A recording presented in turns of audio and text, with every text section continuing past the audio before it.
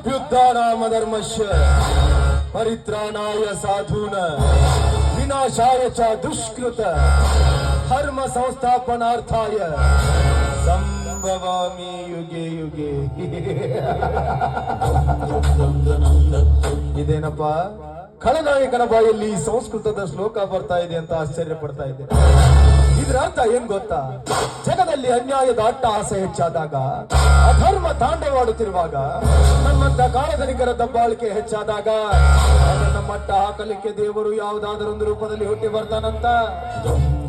ಆದ್ರೆ ಇದು ಕಲಿಯುಗ, ತಲೆ ಇರೋರ ಕಲಿಯುಗ, ತಲೆ ತೆಗಿಯೋರ ಕಲಿಯುಗ, ತಲೆ ಒಡೆಯೋರ ಕಲಿಯುಗ ಅಂದಾಗ ದೇವರು ಹುಟ್ಟೋದಂದ್ರೇನು? ನಮ್ಮಂತ ಖಳನಾಯಕರನ್ನ ಮಟ್ಟ ಹಾಕೋದಂದ್ರೆ ಸಾಧ್ಯವೇ ಇಲ್ಲ. 5 ವರ್ಷಕ್ಕೊಮ್ಮೆ ಚುನಾವಣೆ ಬಂದ್ರೆ ಸಾಕು, ನಿಮ್ ಮನೆ ಮುಂದೆ ನಿಂತು ಭವತಿ ಭಿಕ್ಷಾಂತಿ ಅಂತ ಭಿಕ್ಷೆ ಬೇಡ್ತೀವಿ. ಅರ್ಥ ತಿನ್ನಾಕ ಕೂಳಿಲ್ಲಂತಲ್ಲ, ನೀವು ನೀಡೋ ಒಂದೇ ಒಂದು ಹೊಟ್ಟಿನ ಆಸೆಗಾಗಿ ಬಣ್ಣ ಬಣ್ಣದ ಮಾತು ಹೇಳ್ತೇವೆ, ಇಲ್ಲ ಸಲ್ಲದ ಕಥೆಗಳನ್ನ ಕಟ್ತೇವೆ, ಇನ್ನ ಕಂಡ ಕೊಡ್ತೀವಿ, ಕುಡಿಯಾಕ ಹೆಂಡಾನು ಕೊಡ್ತೇವೆ, ಪ್ರಸಂಗ ಬಿದ್ರ ಮಗ್ಲಾಗ್ ಮನ್ಕೊಳಕ್ ಹೆಣ್ಣು ಕೊಡ್ತೇವೆ, ಭಯಂಕರ ಮಾಡಿ ಹೊಟ್ಟು ಕಿತ್ಕೋತೇವೆ.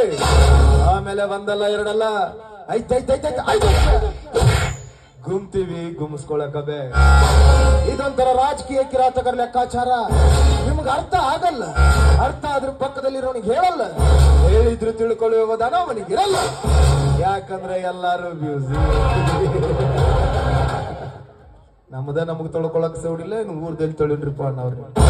ನೀವು ಬದಲಾಗಲ್ಲ, ಬದಲಾಗಕ್ಕೆ ನಮ್ಮಂತವ್ರು ಬಿಡಂಗಿಲ್ಲ. ನೀವ್ ಯಾವತ್ತಿದ್ರು ಅಲ್ಲೇ ಇರ್ಬೇಕು, ನಾವು ಅಲ್ಲೇ ಇರ್ಬೇಕು. ಇದೊಂಥರ ವೈಟ್ ಕಲರ್ ವಿಲನ್ಗಳ ಬಿಸ್ನೆಸ್.